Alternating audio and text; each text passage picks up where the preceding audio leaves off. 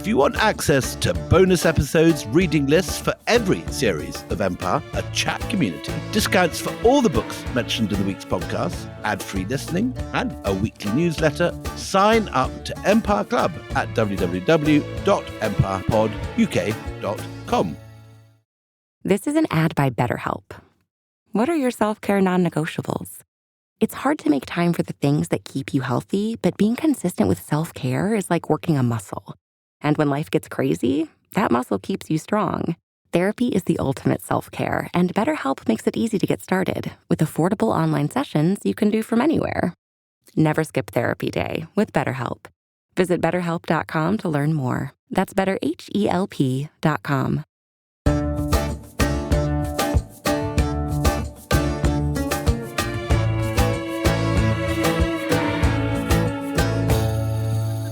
Hello and welcome to Empire with me, Anita Arnon. And me, William Dalrymple. And we are joined once again by, I have to say, one of my favouriteest, and I don't care if you write it about the grammar of that, but it's true, Fredrik Logevall, author of Embers of War, The Fall of an Empire, The Making of America's Vietnam. And this has been just so eye-opening. It has been so important because we have these sort of bulwark bricks of Vietnam, courtesy of people like Oliver Stone, but to have the bits that make it relevant, that make it make sense, to flesh out two-dimensional characters is just terrifically helpful. Just to see it treated in a sort of proper academic history is something to be studied and to be looked at in terms of policy and narrative, and to see it also, which is so interesting from the perspective of decolonization and empire, rather than just as a place where Americans get to fire off at palm trees and smell the tang of napalm before breakfast. What's the line? I love the taste of napalm in the morning. But can I also, Fredrik, you're an expert. Do you object as strenuously as I do to his pronunciation of napalm as napalm? I mean, what is he doing? It's a very old pronunciation. Fredrik, you're from Harvard. Tell him. Well, let's just say it's a very unique Thank you. pronunciation. We should be having you on this podcast every week, Fredrik. That's just Harvard for wrong. That's what that is. Just saying. He's a very polite man. He is very polite. Napalm. Anyway, look, in the last episode, we left LBJ leaving office and having second thoughts. But you said something so tantalizing in that episode. You said, actually, there was part of him that did want to come back, but another part that thought Nixon, not somebody from his own party, would be the best inheritor of the mess he had found himself in. And tell us a little bit about what Nixon is saying. Well, first of all, tell us about not the cartoon version of Nixon, but the real Nixon. Who was he? Where does he come from? And does he have thoughts already formed on Vietnam? Well, Nixon, of course, is from California and one of the most important political figures, I think it's fair to say, of the 20th century in the United States. He had been Eisenhower's vice president. He was famous as a red baiter, as somebody who would go after liberals and Democrats as being insufficiently anti-communist. He had run and lost to JFK. This is an interesting part of this whole story. Had lost the 1960 election, very close election to Kennedy. He was the Republican nominee, and now has an opportunity in 68, after some years in the wilderness, as he called it, to come back and actually try again. And lo and behold, he becomes the Republican nominee. The other thing I think we should note about him is that in 54, when Eisenhower is weighing this important decision about whether to go in and try to save the French position at Dien Bien Phu, among those who vociferously supported military intervention was none other than Richard Nixon. So none of the doubts of JFK, none of the suspicion of LBJ. Yeah, he's full in there. Fully in there, this sense of JFK, which was that in an age of decolonization, the United States can't simply be anti-communist, period, full stop. It needs to be for something. And I think that way of thinking was foreign to Richard Nixon. And he's now, in the fall of 68, the Republican nominee. Yeah, and he's not on his own, because there is another massive figure, like a Jiminy Cricket on his shoulder, and that is Henry Kissinger, who died only earlier this year, childhood refugee from Nazi Germany, a man who, it is said, had an intellect the size of a mountain, but also had some very, very strong views on foreign policy. Yeah, he did. And one of the big questions, as far as I'm concerned, that still needs to be fully answered by historians is what did Nixon and Kissinger really believe about the war when they took office? Nixon as president, Kissinger as his national security. Historians are divided on this question. My own view is that they both had private, and the key word there is private doubts about whether any strategy was going to succeed. Hardly surprising, given the fact that the area of American influence is diminishing every day. Yeah, you'd be crazy to be an optimist. Yeah. Yes, and these are two smart individuals, and I think there is tantalizing evidence that Kissinger, walking around Harvard Yard, professor at Harvard prior to entering the government, Kissinger in '68 was saying to his faculty colleagues, in so many words, we're not going to be able to win this thing. In other words, he was gloomy in those sessions. I actually met Kissinger and had dinner with him once and had a little chat to him about this. And he said he was very much taking the view that it's easy in hindsight to know what happened. These were very difficult times. He was very unrepentant. He was surprisingly charming. I had expected not to like him at all, and even was sort of all set to hate him. And he was clever, charming, flirtatious around the rest of the table in his 80s. Life and soul of the party still. I mean, very, very lively company. Yeah, oddly unrepentant about this. He defended his record. Yeah, and that's a very commonly held view of the people who interacted with Kissinger in later years. The argument that he made to some extent at the time, but then also later, maybe even in your session with him, was that it was about credibility, that American credibility was ultimately at stake. And the fact that you had 500,000 troops on the ground, which the United States did when they entered office, had settled the question, according to Kissinger, of how important Vietnam was. American credibility demanded that you see some kind of acceptable solution.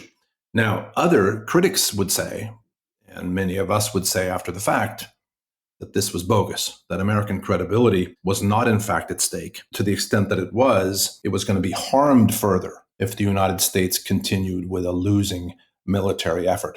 But the argument that he made, and to some extent Kissinger made, and I think it helped shape their strategy in those critical early months, was that you needed, for the sake of America's position on the world stage, you needed to have some kind of political settlement. And I don't think they doubted that negotiations would be necessary, but it had to be an acceptable agreement that preserved South Vietnam as an independent, non-communist entity into the foreseeable future. I think that was the objective going in. Well, I mean, spoiler alert, it doesn't go that way. And I just wonder, just pausing for 1 second, if we can talk about this.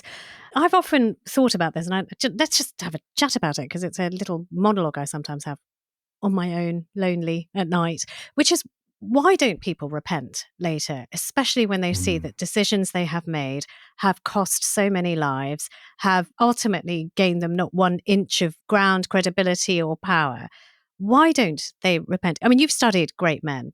You're currently working on a book about JFK, and trying to unravel what made him tick and what made him do the things that he does.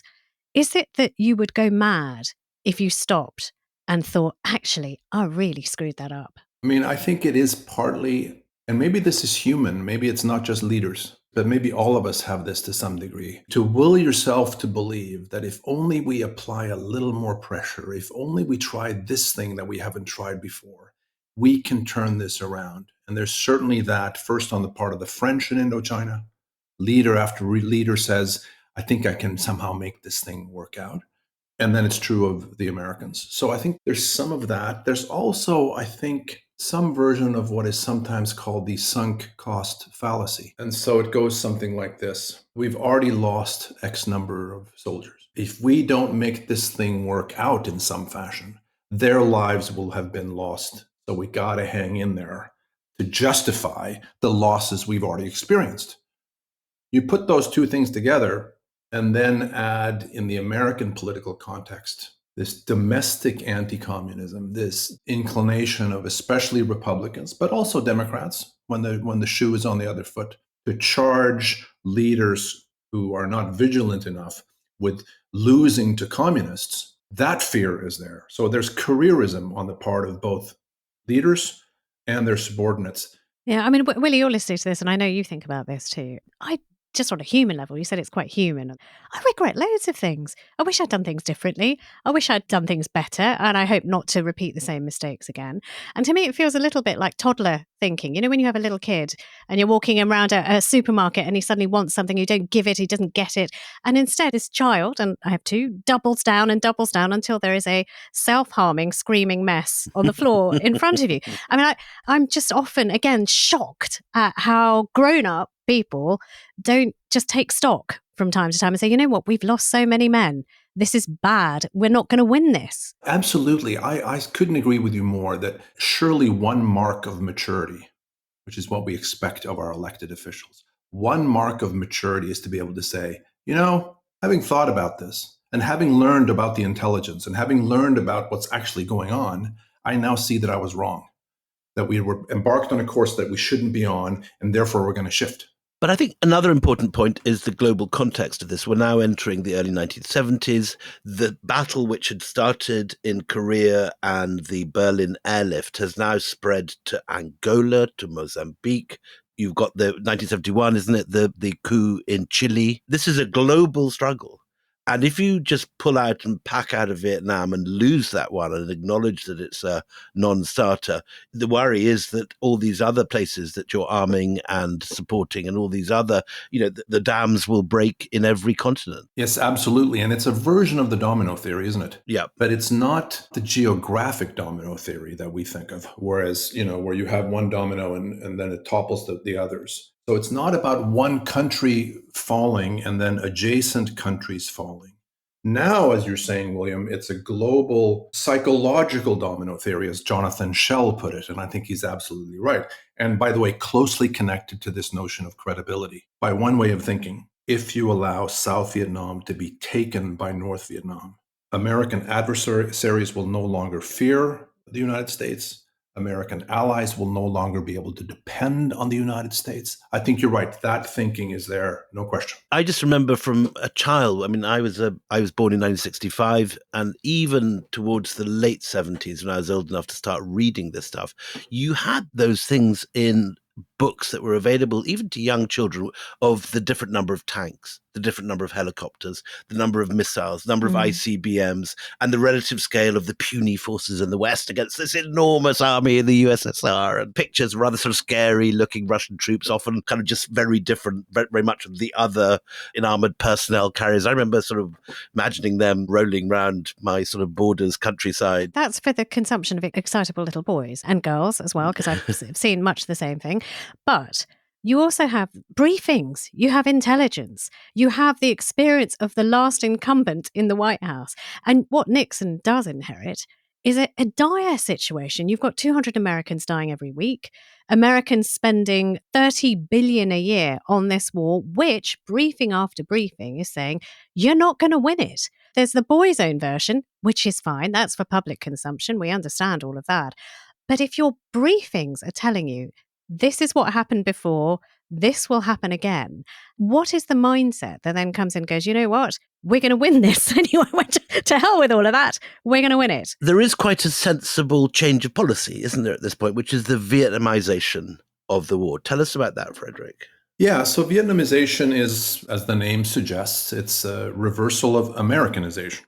So Americanization involved the United States taking over not only the direction of the war effort, but to some extent also the fighting of the war effort. Vietnamization, which really begins under Lyndon Johnson, it's not, or at least the idea is substantially conceived late in the Johnson years, but it's implemented under Nixon, is the reverse. You're now going to turn much of the war fighting back over to the South Vietnamese. Americans will still largely direct the fighting.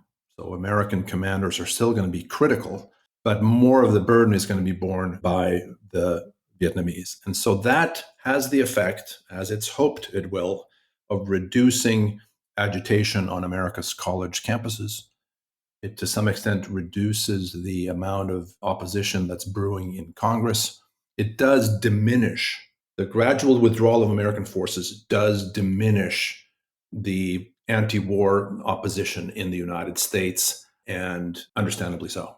It does also sound a lot like American foreign policy in Afghanistan, if I may say. Yeah, I think there are really interesting parallels which we can discuss between the two wars, and that's one of them. Okay, let's talk about Nixon and his madman theory. So he wants to win this, that we've made clear. He thinks on some level he might be able to, although he comes into office, as you've said already, doubting that is possible.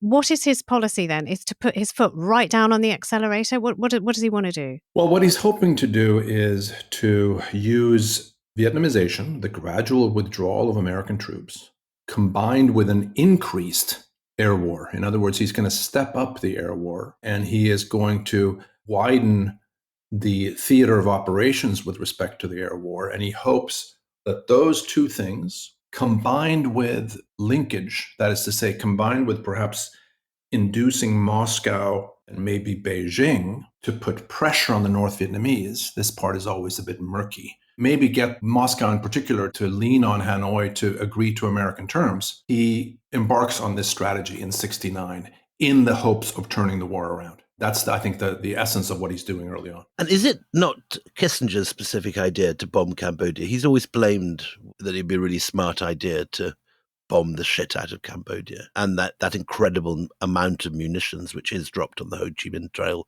at this point now. Is it Kissinger's fault? Who comes up with that idea? Blame has to be spread, and ultimately, it seems to me, it's the president's responsibility. So I would say that the two men are jointly responsible. It's true that Kissinger advocated this expansion of the war, but Nixon felt that it was important as well. And that if you are going to turn this around, which they hope to do, and had thoughts of doing in those early months, as we've discussed, this was going to be the way to do it. And of course, it also results in an invasion of Cambodia, as we know, in 1970, that goes disastrously. But I would say it's both men. But it's a doctrine. They even give it a name, what they're going to do here. It's called the madman theory. And what Nixon says about it, he says, I want the North Vietnamese to believe I've reached the point where I might do anything to stop this war. Well, that's true. And the madman theory as a general principle, if that's the right word, it probably isn't, is very much in operation. And I think there is this belief that if you can get them to believe, and maybe by extension Moscow and Beijing to believe, that this guy, the new president, will do anything, then maybe we can use that to our advantage. And so they do try to play that card with, I would say, at best, mixed success. And how soon after declaring yourself to be a madman who's capable of anything, any amount of destruction, does the start of ping-pong diplomacy occur, with Nixon going to China? That extraordinary event that nobody ever thought could happen suddenly does happen. Which got turned into an opera. I saw it was John Adams. That's right. It sure did. And I want to say on that score, by way of beginning, that Kissinger was deeply dubious of the whole China opening. He often later would claim credit for it, or at least shared credit for it.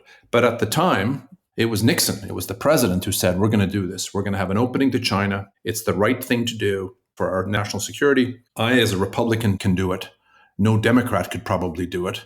But I, as a Republican, can do it. Only Nixon can go to China. But Kissinger was skeptical of the whole endeavor until pretty late in the game. Nevertheless, it happens, as you say. It is connected to the Vietnam War because there's a hope, again, that the communist powers will force Hanoi to the bargaining table on America's terms, that you can use these communist powers to lean on Lê Duan and the leadership in Hanoi. Doesn't really work, of course, as we know, because the war continues. But both sides, both the United States and the North Vietnamese, and also the South Vietnamese, come to see that there are reasons here to give negotiations a more serious try. Both sides, I think, ultimately want something to happen. Well, I mean, people are tired. People are dying. In large numbers, yeah. That's one of them, a hugely motivating factor. It's called ping-pong diplomacy, and sometimes people use these phrases without understanding or knowing perhaps the full story behind this. But this is the American ping-pong team being invited to China in April 1971 that almost makes it possible for Kissinger then to go over, pave the way for this great Nixon goes to China moment. That's why it's called ping-pong diplomacy, not because they're just exchanging ideas across, No, they're actually playing. And of course, the Americans will get their clocks cleaned because, you're talking about the best table tennis players in the world somehow having to humor these American pretenders. But yeah, no, you're absolutely right. And it's about to some degree, increased cultural contacts. This is one example of that.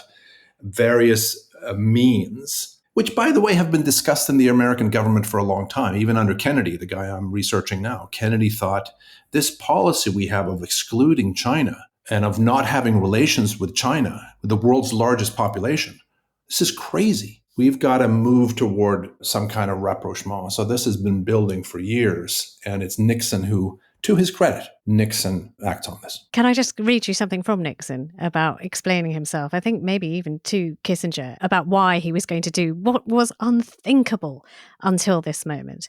He says, we're doing the China thing to screw the Russians and help us in Vietnam and maybe down the road to have some relations with China. But to screw the Russians, first of all, and maybe help us with Vietnam and the better relations with China. So he's very, very clear about what he wants out of this meeting. I mean, that's partly, if it is to Kissinger, it partly could be because Kissinger, again, is skeptical of this. And so he's wanting Henry, as he would say, Henry, this is why I'm doing this. There are other times when Nixon believes that a relationship with Beijing is necessary for a whole host of reasons. It's not just screwing the Russians or helping us in Vietnam, but it's there, no question. Just for those, again, who are new to this side of the story, how is Nixon greeted in China? What is the kind of reception that he gets? I think he gets a good reception. I think the Chinese have their own reasons for wanting an improved relationship with Washington. And I think both the Chinese leaders, and to the extent that ordinary Chinese are able to observe this and see this extraordinary visit, I think it's a positive experience on the whole for them. And I think for Nixon, and of course, Nixon has the immortal words that he utters when he's on the Great Wall. He says, "Wow, this is a great wall." Only Nixon could say that quote. But the optics are all there. The optics are right. Again, we've talked about this being the age of mass communication, massive crowds of young children waving flags and dancing and garlanding and all of that kind of stuff, which has not happened before.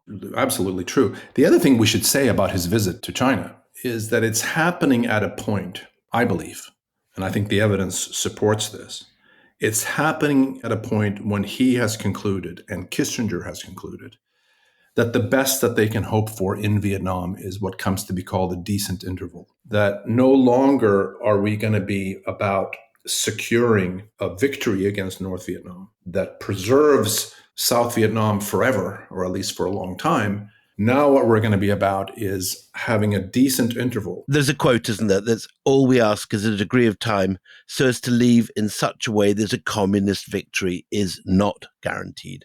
However, we are prepared to leave so that a communist victory is not excluded. I think de facto, though, what they say behind closed doors is that they are under no illusions by this point that the end result is going to be South Vietnam falling to the north. And the question is when? How soon after an American withdrawal will that happen? That is the question that I think they're debating. Again, not publicly, but confidentially behind closed doors. Right. But publicly, what the world sees and what the North Vietnamese see is, hang on a minute, how the hell did Nixon get to China? And then the next minute after that, it paves the way for Nixon to go to Moscow. If you thought China was a fever dream, people seeing an American president visiting Moscow at this time must have felt like, I don't know, some kind of LSD hallucinogen had been released upon the world. One could say that this is Nixon's miracle. It's his annus mirabilis. Well, no, that's not true, because 72 is also so problematic as far as the war is concerned. Yeah, 72 on the ground is a highly, the bombing increases. 72 is the year when the famous picture, for those that don't know it, of this naked girl aged about 7 or 8, running with her arms outstretched along a road with all these kids around her, all in tears, and behind it, this wall of napalm flames rising in the background, an image of true horror. And this, of course, is something that leads to increased demonstrations in America, more and more calls for the end of the war, and an awareness of the effect of this war on kids. Why are these things happening at the same time? On the one hand, you're, whispering nicely to Moscow and to Beijing, and on the other hand, you're dropping napalm on children. Well, I think it's, from the perspective of Nixon, I think it's a belief that you've got to maintain the pressure, military pressure on Hanoi. So you need to maintain the bombing and indeed maybe increase the bombing to get Hanoi to the table to make concessions. On the other hand, or simultaneously, a growing realization that the rapprochement, the opening to China in particular, didn't have the hoped for effects. It didn't cause Hanoi to appreciably change its position, which leads to frustration, which leads to a determined to up the ante militarily. But we should note, beginning in the spring of 72, continuing into the summer of 72, and then the fall, both sides are coming to the realization that things can't go on as they've gone on. Nixon knows he's got to end the war.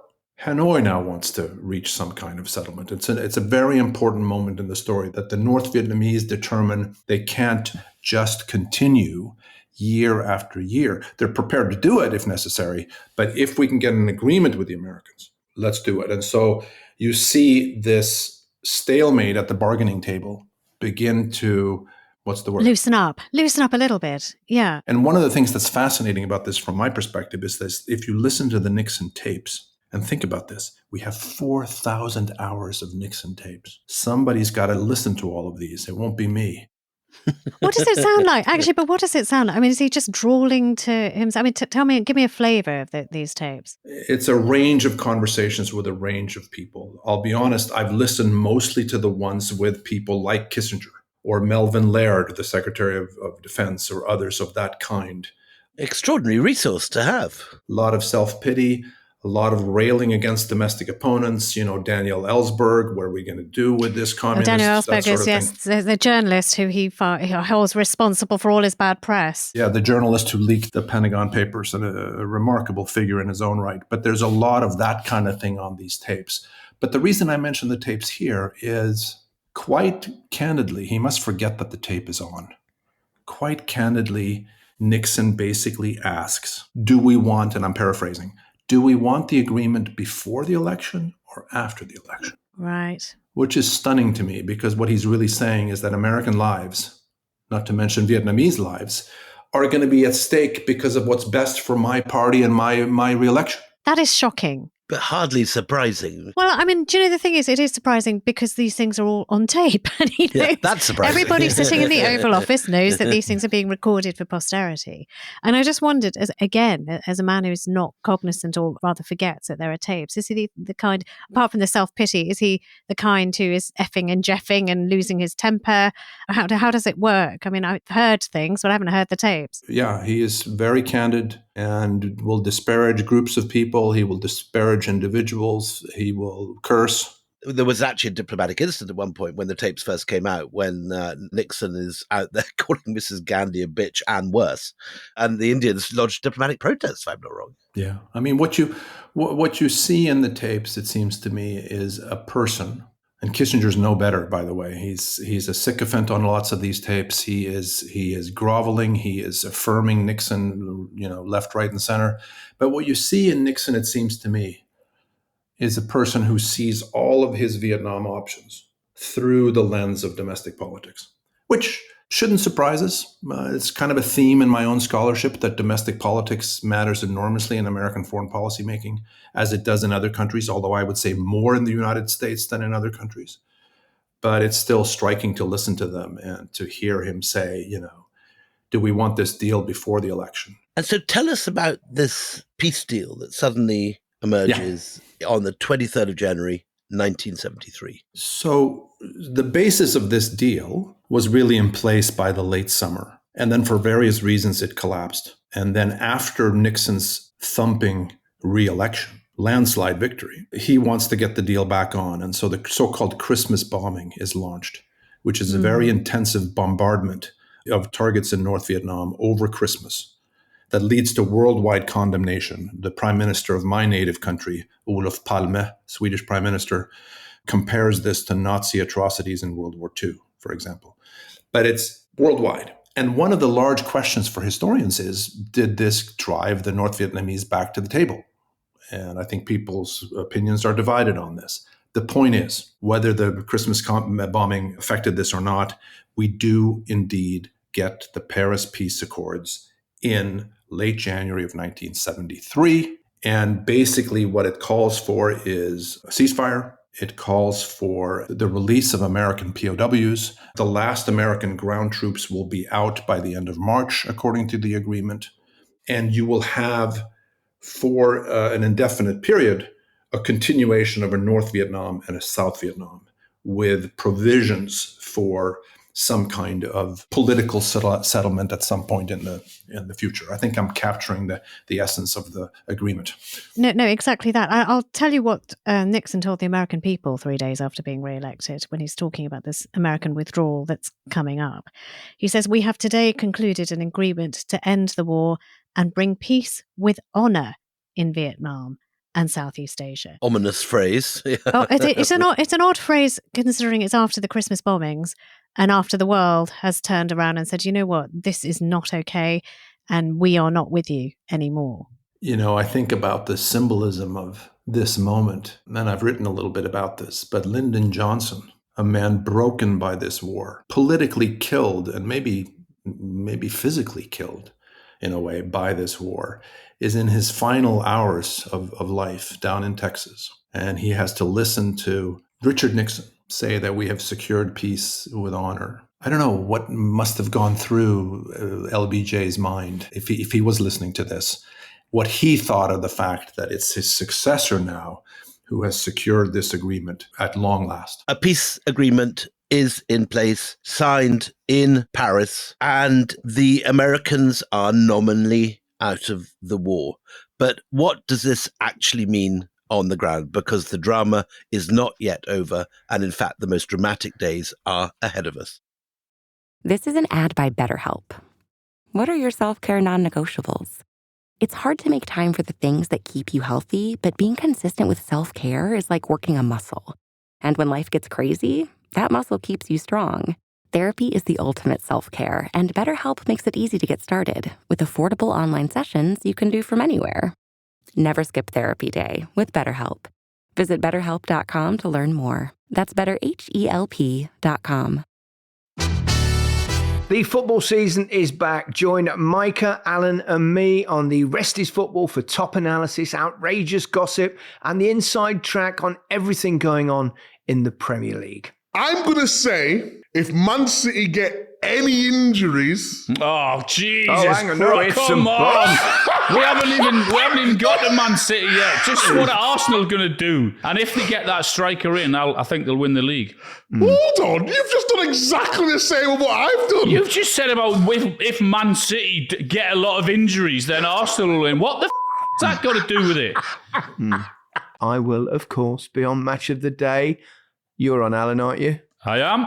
And Mike is not. Mike is because you're doing Sunday, aren't you? Yeah, Super What's Sunday. happened? I thought you were on with us. I can't work Saturday, Sunday. I'd be 2 days working. I'd be knackered. It's either or. I can't do both days. What am I listening to here? I can't do Saturday and Sunday. Sitting in a room with you two idiots for 12 hours doing Match of the head a wobble, will you? You can't work Saturdays and Sundays. Oh, no wonder his career petered out.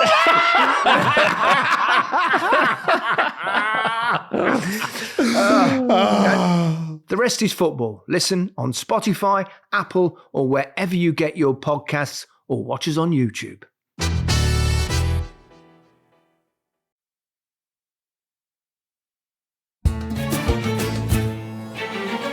Welcome back. So the Americans are now saying that they're leaving. How quickly does that happen, and what does that feel like on the ground in Vietnam? They leave in about 2 months. By the end of March, the last American troops are gone. I think from an American popular perspective, this is just greeted with wholesale relief. I don't think there's much angst, perhaps among some in Congress, maybe some in the right-wing press are upset about this or agitating for some sort of way of staying in. But I think for most people, this is now a chapter that they hope they can put behind them. Of course, it's not over for the Vietnamese.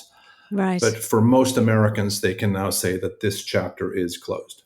And do Vietnamese think that this is a betrayal? This is just them pulling out and leaving the house to burn down without them? Yeah, on the part of many South Vietnamese, that's exactly the feeling, that the Americans are leaving us here in a lurch. The Americans are going to leave us to our own devices. Maybe they'll still provide aid.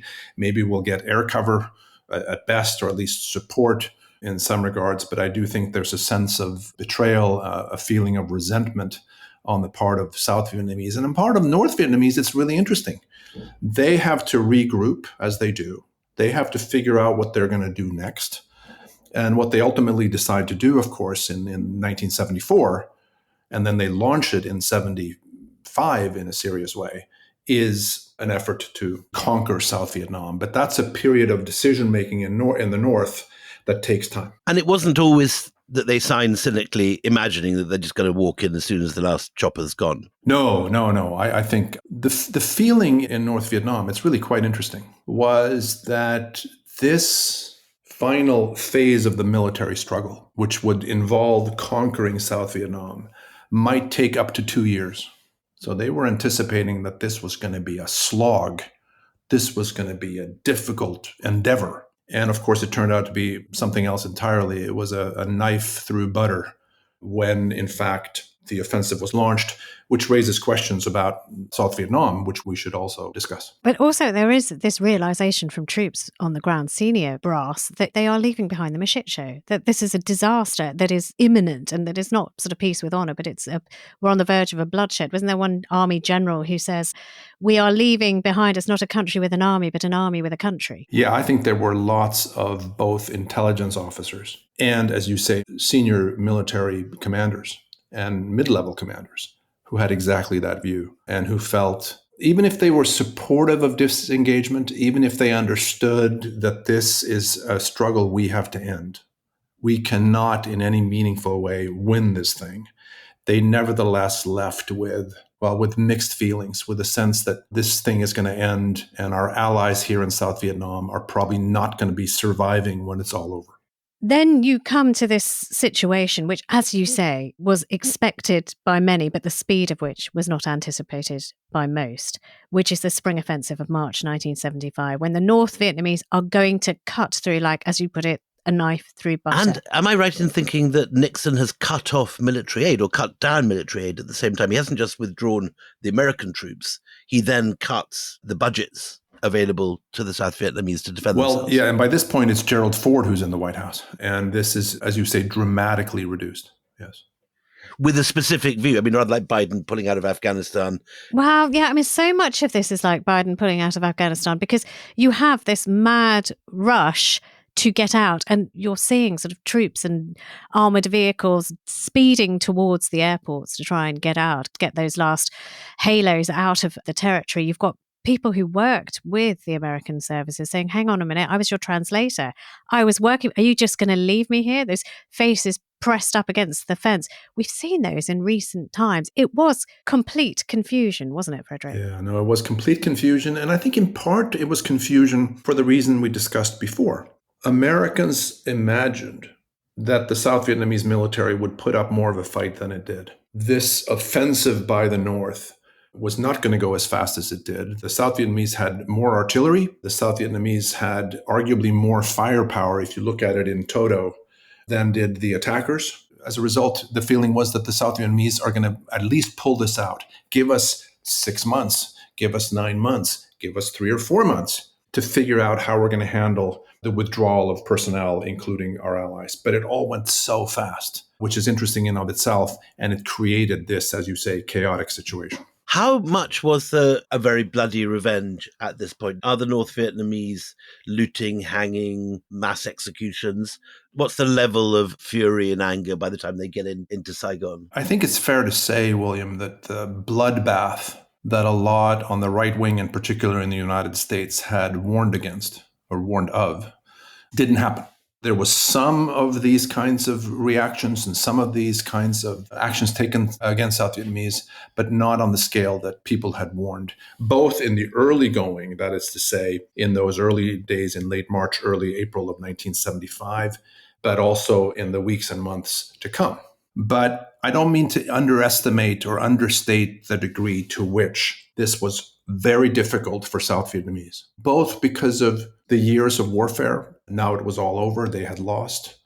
But in a more personal way, I think many of them also suffered persecution, either in work camps to which they were sent or sometimes worse. It just wasn't on the scale that some people had suggested. I do think it's fair to say that Hanoi was as surprised as anyone that it went as quickly as it did at the end. And they were not prepared for what would happen after they conquered Saigon, and they were not ready. And was one of the reasons that the South Vietnamese army buckled and gave way so quickly because they realized that they could surrender without effectively committing suicide. I think that's a very plausible explanation. I'm sure it's at least one of the explanations for this. I think the military history of this phase of the war, meaning a really granular look at what happens, beginning, say, at the start of 1975, right up to the end, still really needs to be written. There's a lot, at least that I would still like to know, about what unfolds from the North Vietnamese, the decision-making there, and then more importantly, maybe what's happening at both the tactical and strategic level in terms of the South Vietnamese, and to what extent are they still getting some direction from the Americans in terms of what to do? It was an astonishing thing at the time. America is this unprecedented power. It has an air force, it has bombs, it has weapons on an extraordinary scale. And North Vietnam is half of a tiny country, and yet it has somehow pulled off this extraordinary coup, thanks partly to the charisma of its leaders. Ho Chi Minh is dead by now, but his successors also are very competent. One thing we haven't quite got is that impression that we know from the movies of those last hours in Saigon, not just the rush to the airport, but the shredding of documents in the American embassy and the famous images from the roof of the American embassy. For those that don't know that, just take us briefly through that. Well, I mean, you've just summarized it so well. I mean, it is an absolutely crazy few hours where all of a sudden there's a realization enemy tanks are right here. And we have a very short time to shred documents, to pack up, to get wives and children and ourselves. And maybe we can also help our South Vietnamese friends and get out of here. I mean, I think it's really hard based on what I've read and some of the films that you mentioned that I've seen and the documentaries. It's hard to recapture just how chaotic this was, how tense this was. Nobody quite knew what would happen. Or just look at the fall of Kabul in recent time. It felt a lot like that, didn't it? Emptying out drawers, pulling out personnel, getting armed trucks to bring your people through the crowds, pushing through crowds of desperate people who want to get out. And failing to look after your allies, failing to look after the translators, the judges, the people that you'd put in power. And nobody could quite know what would happen, what local North Vietnamese commanders would do at the moment that they came. Would they start firing at you? Would they be sort of respectful and restrained? Lots of questions are swirling around, I think, in people's minds. And they don't actually do the super brutal thing. No. You have the fear by all the people left outside the embassy gates, left at the airport, that they're just going to be wiped out. But there's actually relatively little of that, certainly compared to what happens later in Phnom Penh. Yeah, I mean, we should say as well, just the speed of this, just for an idea. The last chopper out of Saigon takes off from the roof of the embassy just before 8 a.m. on the 30th of April, 1975. At noon, barely 4 hours later, tanks bulldoze the wall and fly the liberation flag over the roof of the building. So that is how tight it is. That is how, as far as military is concerned, that is on a knife's edge, that departure and the arrival.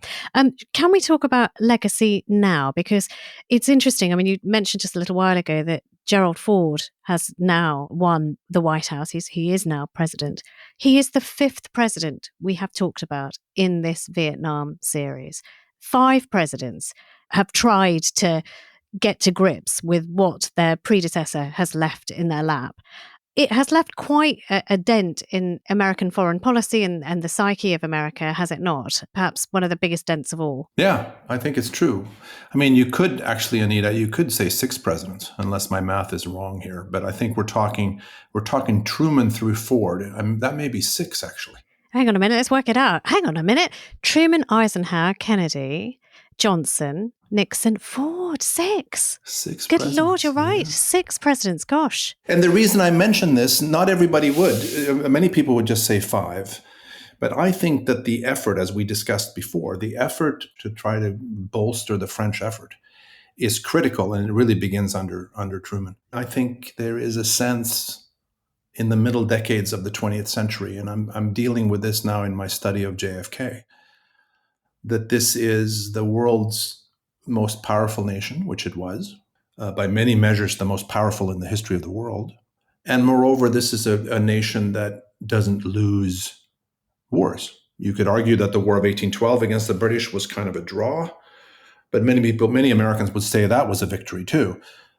So this idea that little North Vietnam, underdeveloped, no industry to speak of, yes, they've withstood the French, but they're not going to really be able to compete with us here on this field.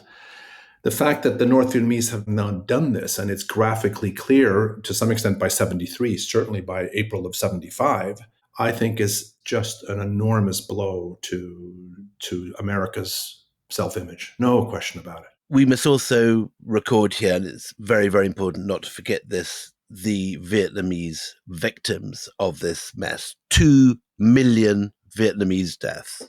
Long-lasting wreckage in the country due to unexploded ordnance, whole areas of the jungle destroyed by hideous American chemicals. And what makes that worse, William, at least for me, and I'm teaching a class this fall on the war, and I think this particular part of it will be difficult for me and maybe for the students. What makes that worse?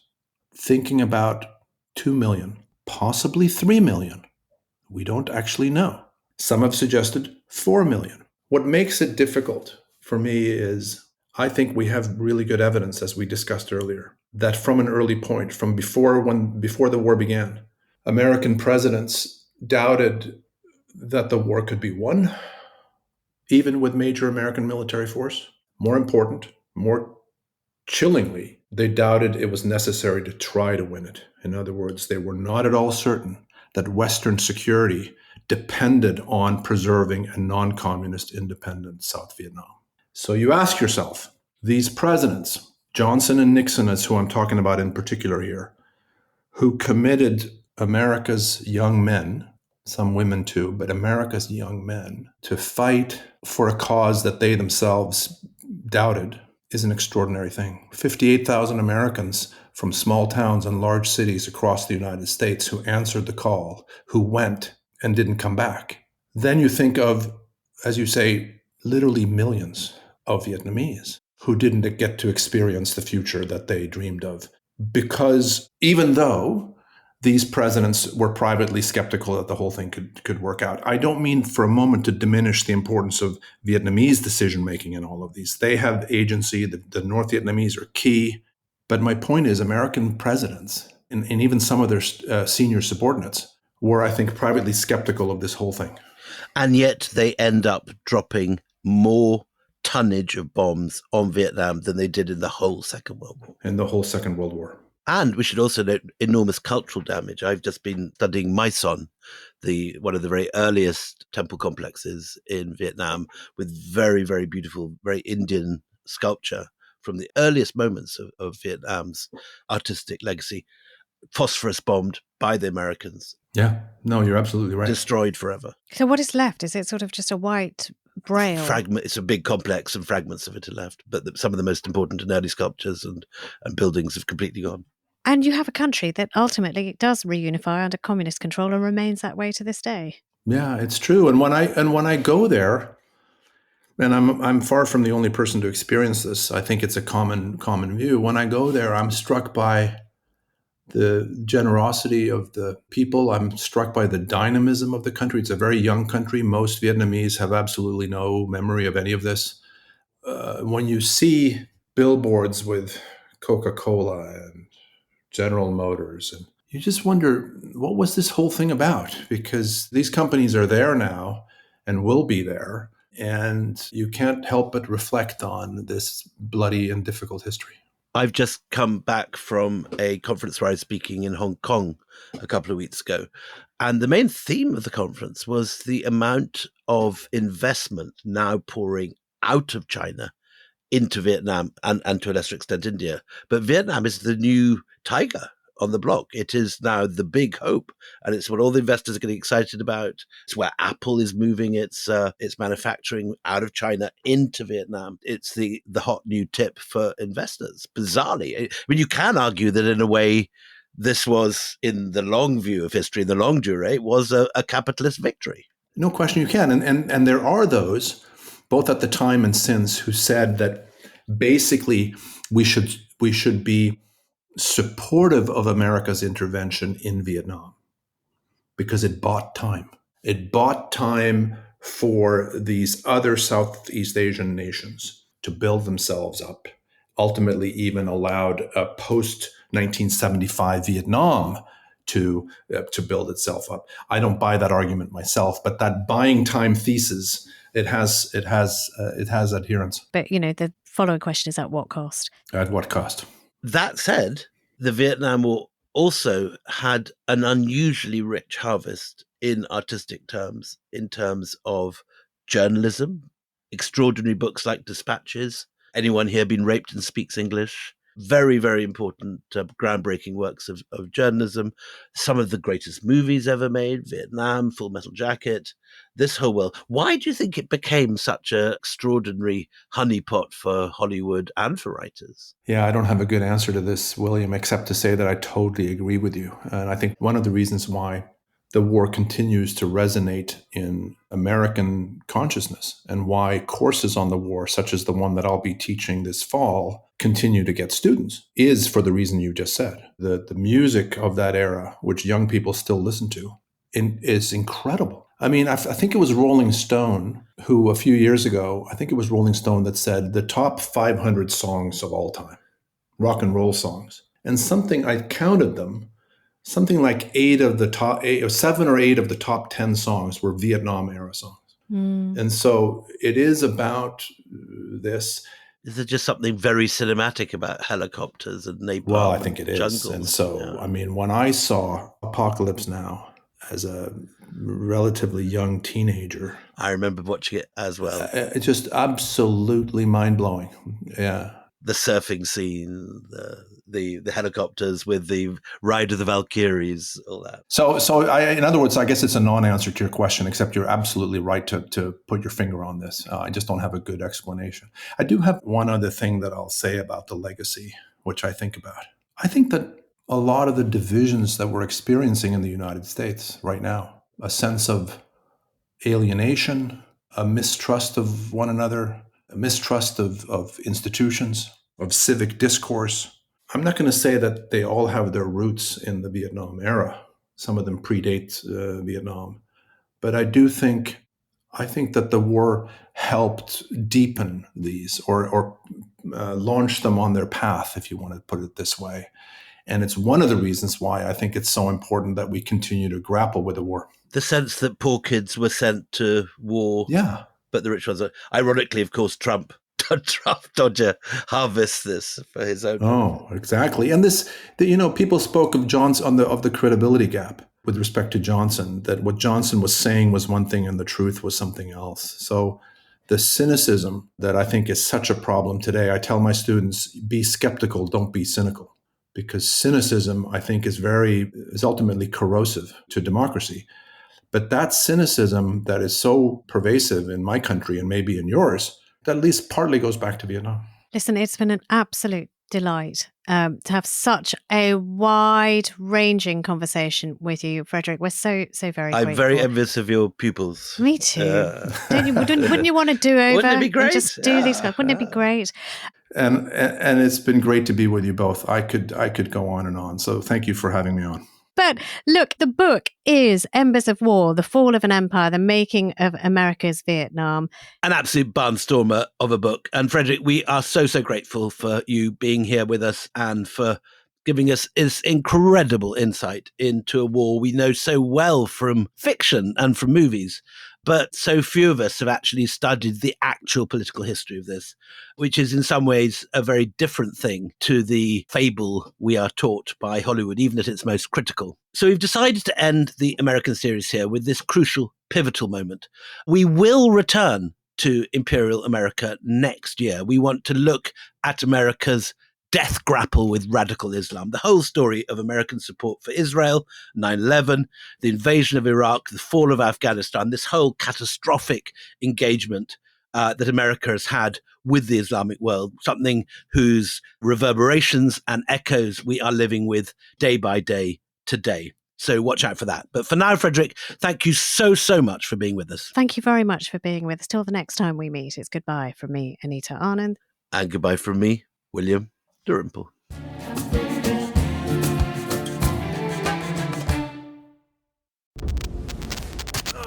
And there you have it. Dr. Al-Bamawi is not responsible for the death of Lord Harmson. British Podcast Award nominee for Best New Podcast. We simply must ask ourselves who planted the idea in Lord Harmson's head that he was stung by a bee. Who was in the hospital garden that very morning to do so, and who was sleeping with his wife? British Podcast Award nominee for Best Fiction. Dr. Sir Michael Winstanley. Please. British Podcast Award nominee for the Listener's Choice Award. Officers, take Dr. Sir Michael away. Show him to his cell. He could do with a lie down. He's been a busy little bee. Oh, please. Okay. Oh my god. Oh my god. What? It wasn't recording. Oh, what? Stupid mic. Everything okay? No. Why not? The adventure didn't record. We only have the end. But that was the best adventure yet. Yeah, I know that. From Goalhanger, the breakneck series Gen Z is hooked on, says The Times. Oh, okay. Got Let it. me hold your weight. Okay, well, I'm going to do No Carb November, so I might be a little heavier than usual. Shut up and get on with it. Very funny, mildly sweary, and hugely popular, says The Guardian. Okay. Oh, I'm on. Excellent. All right. Not that bad. No, not at all. Sherlock & Co. The Adventure of the Red Circle begins Tuesday the 20th of August. Catch up with the show now wherever you get your podcasts.